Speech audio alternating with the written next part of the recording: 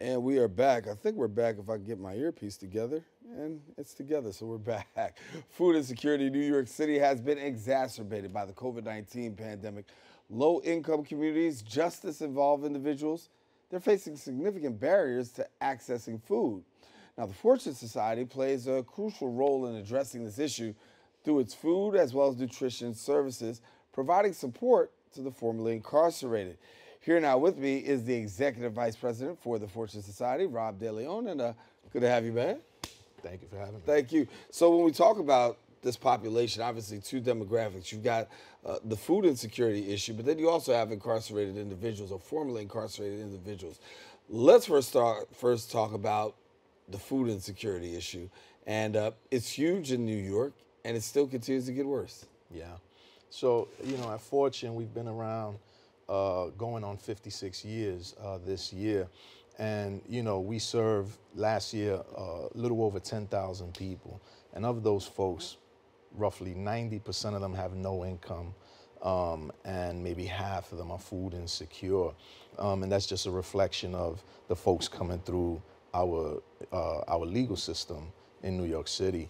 So, they come to us and we make sure that one of the ways they get to us to help to reclaim their lives and to be involved in programming that's going to help them, get to that better place, is to make sure that we provide meals. So we provide 3 meals a day at all of our locations. We're citywide. We're located in the 4 boroughs, except Staten Island.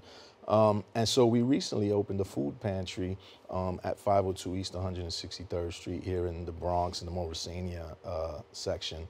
And it's, a really, really important resource for the community where roughly 25% of the residents, specifically in Community District 3 in Morrisania, are food insecure, and maybe 31% are living up below the poverty line.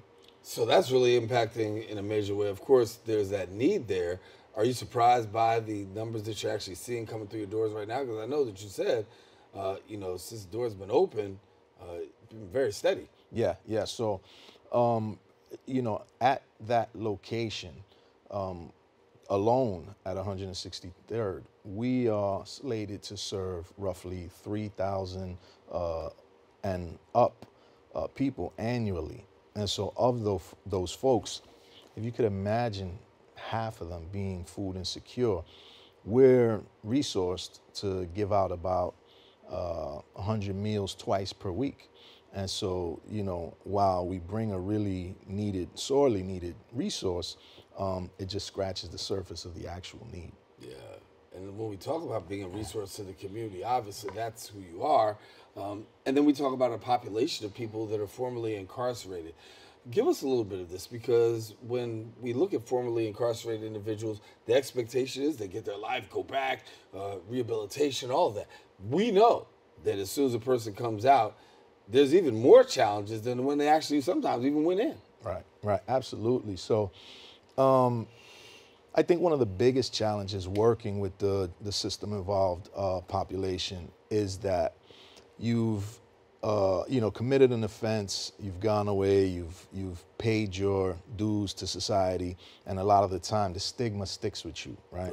So we have this like perpetual punishment going on where folks are discriminated against in a lot of areas, which include employment and housing, and those are, if not the two of the most crucial needs to get your life on track. I mean, you and I, without a job and without a place to live, we would have to figure out what we're going to do with ourselves, right? Absolutely. And so to be faced with those challenges when you're released from prison or jail, it creates a barrier in itself to getting your life on track. And then add to it, some folks have children. Many of the folks that we serve have children and families, and they just want to contribute to those families, but they have to work on themselves first.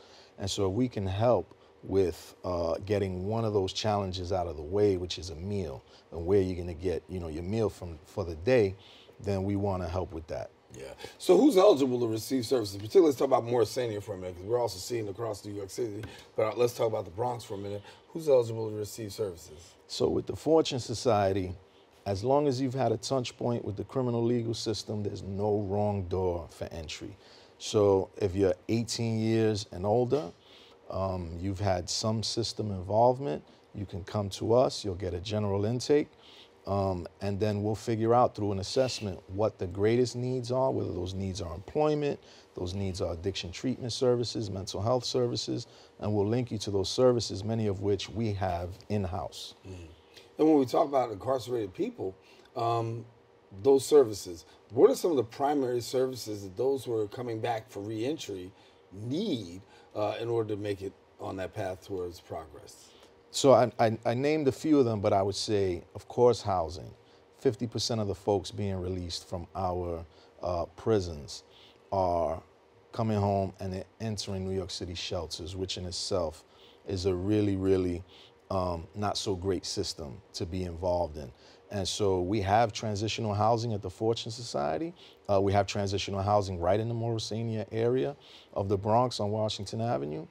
And we house about 77 folks there, and we help them with case management. We help them with housing specialists to help to get them on the path to independent living. But aside from that, there's food insecurity, there's addiction treatment needs, and of course, job needs. So one of the first things we do, because folks may not have a job, but they also don't have a lot of work experience. And so we have a program where we do training, we do employment readiness training, but then we send folks on 3-week internships that are paid so that they can get some work experience under their belts while we work to get them connected to a job. And you know, those needs right there, I feel like are really high on the priority list for folks, at least when they come to us. And so we're trying to address the whole individual and as much of those services as possible. And I left out that when folks come to us, you don't have a job, you don't have that work experience, one of the first things we do is we sit you down with a benefits specialist and connect you to the public benefits that you're eligible for to help to get you on your feet at the beginning. Great. You talked about the Bronx. Let's talk a little bit about Manhattan. We got Manhattan viewers as well. For those who are watching in Manhattan, where can they go? So we have a few locations in Manhattan. We have transitional housing on 3rd Avenue in Manhattan. We have supportive permanent and transitional housing on 140th and Riverside Drive. Our primary location where we do intakes and get folks connected to the services throughout the city is in Long Island City, Queens, and to some that sounds like a far out thing, but it's a hop, skip, and a jump right across the 59th Street Bridge. And we get folks connected to the things they need, and so we serve Harlem. We serve a good number of folks from Harlem every year, Brooklyn, the Bronx, and who did I leave out? Queens. Yeah. Can't forget about Queens. No, not Staten Island. It's not Staten Island yet, but if you're in the 4 boroughs, you can definitely receive the services that are needed. And when you bridge that gap for yourself, you're looking at those who are incarcerated, then also food insecurity. These are 2 major challenges that a lot of people are facing in New York City. And as I would imagine, after COVID, these numbers continue to skyrocket. So the numbers have increased, right?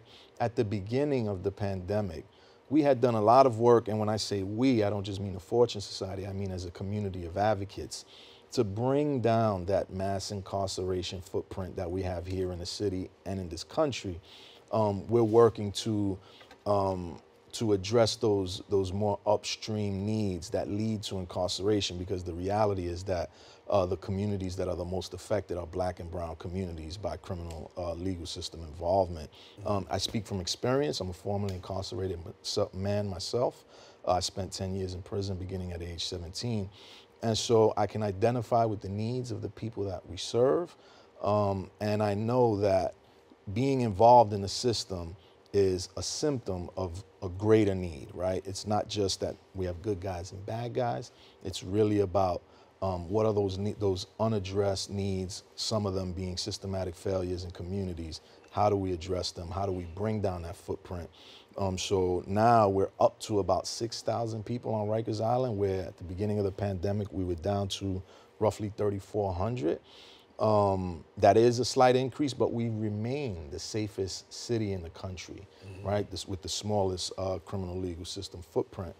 And we're working to bring that back down through things like, meeting folks where they are, meeting those needs, trying to address those mental health needs, and advocating for more humane responses to certain things like mental health crises. It's not really a criminal justice issue. It's a behavioral health issue. And so we want to make sure we fund those systems as well. Yeah, well, Rob, I want to thank you so much for being with us, my brother. Thank you for having me. Got to fly around here I somewhere. know. We got to get him out of here, get him out of here. Listen. All right, listen, now, if you want more information, please visit the website at fortunesociety.org and follow them on Instagram and Facebook at Fortune Society.